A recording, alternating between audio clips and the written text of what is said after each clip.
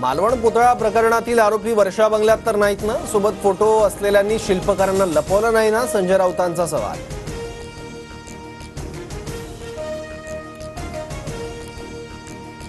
मोदी शहांच्या जोरावर अजित पवारांनी काकांचा पक्ष पळवून नेला. हिम्मत असेल तर स्वतःचा पक्ष स्थापन करा, संजय राऊतांचा हल्लाबोल. शिंदे फडणवीसांसोबतच्या बैठकीनंतर अजितदारा गटाची प्रफुल्ल पटेलांच्या निवासस्थानी बैठक. अजित पवार गटाला 60 ते 65 जागा मिळणार असल्याची सूत्रांची माहिती.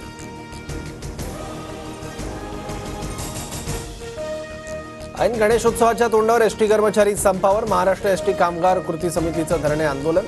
राज्य सरकारी कर्मचाऱ्यांप्रमाणे वेतनाची मागणी. एसटी कर्मचाऱ्यांच्या संपाबाबत मुख्यमंत्री शिंदेंनी बोलावली बैठक. उद्या संध्याकाळी 7 वाजता सह्याद्री अतिथीगृहावर बैठकीचं आयोजन.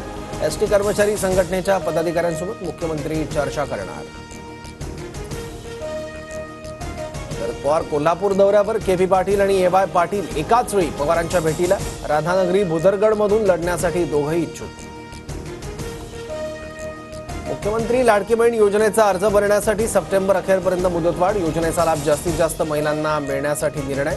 मंत्री अदिती तटकरेंची माहिती.